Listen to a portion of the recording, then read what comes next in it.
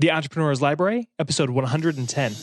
Welcome to the Entrepreneur's Library, the only book-centric podcast that reviews all the top-selling business books and shares authors' perspective firsthand. This is your resource to finding the next great book that will enable you to grow personally and professionally. Welcome your host, Wade Danielson. Welcome back to the Entrepreneur's Library. Thank you for joining us today. We have Melissa Gonzalez on to talk about Pop-Up Paradigm. And if you would like to actually have an opportunity to win her book, this book is all about how brands build human connections in a digital age. If you'd like an opportunity to win this book, go to the elpodcast.com, click on Become a VIP at the top right, and you'll have an opportunity to actually win this book and each book from each further episode in the future that we actually put out. So without further ado, let's bring on Melissa. Welcome, Melissa, and thank you for joining us on the Entrepreneur's Library. Thank you for having me. Absolutely. Before we dive into your book, will you take just a moment to introduce yourself and tell us just a little bit about you personally? Sure. My name is Melissa Gonzalez. I am the founder of the Lioness Group. We are pop-up architects. Before that, I worked on Wall Street on a trading desk. I am a proud mom to an adorable Jack Russell Terrier and just love experiencing new things. Excellent. Well, thank you for sharing that first off. Now let's jump right into your book, Pop-Up Paradigm, which was just made available actually as we're recording this today. But for those of you that are listening in the future, December 2014. And Melissa, we're going to move quickly, but we're here to cover the top question that our listener/reader would like to get answered. And the first one is, what was the inspiration behind writing Pop-Up Paradigm? Sure. So, we've been specializing in this since 2009 and really seen a shift as to how brands are utilizing pop-up retail and really seeing it as more and more becoming part of their budgets as they're coming around to the new year. And so as we've been part of that evolution, working with emerging designers, mass media, mass market brands, seeing it being a shift from not just fashion to even software companies doing it, I wanted an opportunity to share with brands, here are some top reasons people are doing it. Here are case studies of brands that have done it well, and to inspire ideas for brands to utilize it, because more and more, brands have gone online to do e-commerce, but it's also gotten more competitive, and there's still a desire from consumers to have more of a human connection, and brands can really achieve that through pop-up shops if they approach them correctly. So you alluded this already just a little bit, but I want to ask you anyway. So what makes your book different from others regarding the same or similar topic? Sure. There are a couple of books. I think, there's definitely those how-to books. I didn't write this as a how-to. I wrote it more as, here's an evolution that we've seen in retail. Here are 7 of the top reasons that we've worked with brands who are doing pop-ups, and some great case studies for you to learn from and get inspiration from. And then also everybody, has this cachet now. I should do a pop-up if I have a brand. But let's step back also and say, is it the right time for you to brand? And here's some questions you can ask yourself. And then we approach how to go about it. And then we dip our toes a teeny bit in, what does the future look like? So I think it's different in that it's really full of case studies from our years of expertise. And, there's how-to books out there, but this is a different approach. How do you suggest the reader engage with your book? Is this one they can jump in and out of as they need different information, or is this really designed to be read from front to back? I do think it's a pretty quick read. I made it so that, it kind of spurred ideas, but kept you still, you could still follow up some more information. So I think you could read it in just a couple of sittings, but because we broke up each chapter for different reasons, I think you can dip in based on what you feel like you want to achieve with your pop-up. Step 1's always thinking about your goal. So if you know what your goal is, then you can dive into each one of those chapters and see what others have done. Okay, Melissa, so we're to my favorite part, and I think a lot of people's favorite part of the interview, and that's where I'm going to ask you to really take the next 5 to 10 minutes and take a deep dive into the actual content, into the chapters, and so we know what this book's all about. Will you take a few minutes and do that? Sure. It's in 4 parts. And part 1 is really talking about the evolution of retail, where retail's been and where we're seeing it now. So everything from when, I was young and there was no Amazon.com and, going to scour stores to find bargains wasn't considered sexy like it, Gilt.com made it. And you would never purchase anything through a phone. We didn't even have cell phones. So really talking about the evolution of retail and how technology has impacted that. And then it shifts into how you bridge that gap with a pop-up. Where pop-up is really an opportunity where you can connect the on and offline worlds. Then in the second part of the book, we go into what a pop-up offers your brand. So if you are going to utilize pop-ups, here are some different reasons why. As you assess your goals, we always say to everybody first, really, here's our top few questions we'd ask. So obviously, what's your brand promise? Who's your key customer? What is your goal, your main goal of the pop-up, and then what's your budget? So, we'll look at that in the beginning of the book and then go into different goals you could think of. So everything from launching a new brand, really honing in on customer engagement. So maybe you already have a brand that exists like Marc Jacobs did, but really want to focus on one particular product line like the Daisy fragrance and want to build engagement around that. Perhaps you have a brand or a product that requires more in-depth customer education. So you'll want to provide an atmosphere where customers can come in and engage with your product in a deeper level. Sometimes you need to learn about your customer, so you can create a pop-up where it's allowing them to really interact, and through, what they're sharing on social channels or different answers that you might be getting by having creative questionnaires in the space, you can learn about your customer, understand what price points move, what colors they're gravitating to, what materials. And then it really gives you an opportunity to immerse your customer. So we talk about that as well. It's really allowing them to walk into the lifestyle of the brand beyond an image that they might see on a homepage rotator on an e-commerce site. And then last we talk about is this is a great opportunity to test partnerships.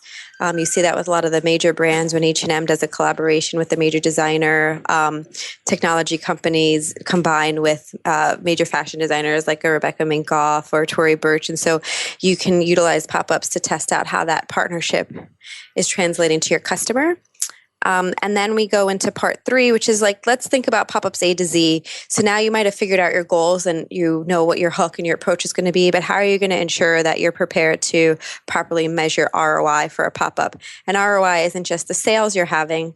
We tell people, you don't want to just think of what am I going to sell in my 1 week to 1 month pop-up, but how is this going to benefit my business for the next 6 months? So what did you learn about sales? What did you learn about price point sensitivity? What did you learn about social channels? Was your audience, did you think your audience was mostly on Facebook and they're actually on Instagram or Twitter and that was driving traffic? Did you identify new influencers that you didn't know exist? What kind of words are people using around your pop-up? And that can give you ideas for marketing going forward. So really want to make sure that you have that mindset in place. And then I give a little Q&A for you to ask yourself, am I ready to do a pop-up? And here's a few key questions you should be able to answer and say yes to. And if you're not, then maybe it's not a right time. If it is a yes, then here's the next things you should think about. And then we go into some, basics of how you can create buzz for your pop-up, everything from guerrilla marketing to social media tactics to traditional media. And then lastly, in part 4, we conclude with what's still to come. So, as we talked about in part 1, the evolution of retail has really been impacted by the progression of technology and everybody having, being full on phones and digital natives. And so how do we see technology continue to evolve, allowing retail to continue to evolve? And we just talk a little bit about things that are exciting us, everything from augmented reality to beacon technology, mannequins with sensors, state-of-the-art photo booths, and print on demand. So how far away are we from some of those things you just mentioned at the end? A lot of them are already happening. They're happening in some early stages. And a lot of it doesn't lend itself necessarily to emerging brands yet, but you're seeing some of the major retailers doing it. Augmented reality, I think, has become, we've seen that pretty commonly here in New York City. And there, we've seen it at pop-up stores, we've seen it at permanent stores. We're starting to see brands like makeup companies and, Uniqlo using their magic mirror. So I think augmented reality is definitely continuing to expand throughout retail stores. Beacon technology, I think, is, although out there, still in its infancy, and that brands still have to really learn how to communicate with customers so that they're not creeped out by it and they think that this is a rewarding experience and they want to opt into it. Shoppable walls is happening. eBay's really helped empower that with brands like Kate Spade, and I think that's still in the earlier stages, but it helps also solve that problem of inventory, and you're starting to see a lot of retailers shift from not having fully stocked stores and having more of that showroom model. So when you have these shoppable walls and windows, it helps with that. And print on demand is definitely really early, but you're seeing it with companies like MakerBot, and Amazon did their first 3D printing store in the summer. So they're usually first movers, and that's figuring itself out. But they're all in their beginning stages, and they're all continuing to evolve. So this next question is one of my favorites as well, and that's if the reader could only take away one concept, principle, or action item out of everything that you shared just then when you were sharing your book, what would you want that to be? Oh, one action item? Oh, outside read the book? No, I mean, my thing is it's the same action item I tell anybody that calls our office. We get phone calls and emails that I want to do a pop-up. How much does it cost? And I say, well, let's step back. And your first action item is really sit down and say, why do you want to do this? What is your goal? And so before you approach this, whether you're a new brand or a major mass market brand, the first action step is figure out what your goal of the pop-up is. Without knowing what your goal is, and it's almost impossible to craft a successful activation strategy. Do you have a favorite quote from your book, or maybe one that's resonated with those that have already read it? I have it. Yeah, I have it, and I put it in my introduction, and it inspires me because I think it is very applicable to pop-up stores, and it's from Ron Johnson, who is the former chief architect of the Apple retail stores, and he said, and what's made the Apple store so productive, successful, is go after mind share, not market share. And what he meant by that is they knew everybody wasn't going to convert that came into the Apple store, but they were going to be intrigued and they were going to dive deeper into the product offering and the company's brand promise overall. And they were going to build a relationship with Apple because in that space, they went after mind share. And I think if brands take that approach, they can be very successful long-term with their customers. So Melissa, this next question is for that book lover that's out there right now that's reading this and looking for their next great paradigm shifting book. And so besides your own book, what would you recommend based on a book that's really impacted your life? And can you recommend that to our audience? Is it okay if it's not like a business book? Oh, absolutely. Okay. So Robin Roberts' book, Everybody's Got Something, I think is an amazing book to read, and her whole story of her journey and how she continues to persevere, and she's come over two potentially deadly diseases and is just an inspiration. I think if you read her book, it gives some great perspective. And recently heard her speak at the Glamour Women of the Year Awards, and she said, when I think about the future, I have anxiety. When I think about the past, I can get sad, but when I live in the moment, it's when I'm the most at peace. And her book kind of translates that, and I think it's a really inspirational read. Excellent. Well, Melissa, before we depart, can you recommend the best way for our listener to get not only more information on you and the company that you work with, but also Pop-Up Paradigm?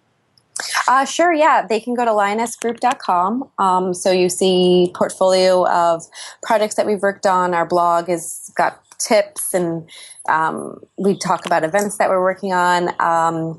And I'm very active on Twitter, so you can always tweet at me at Mel's Styles, 2 S's, and I'll get back to you.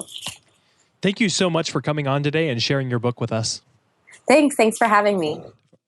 Thanks again for listening in today. If you'd like more information on Melissa or her book, Pop-Up Paradigm, just visit the show notes at the elpodcast.com.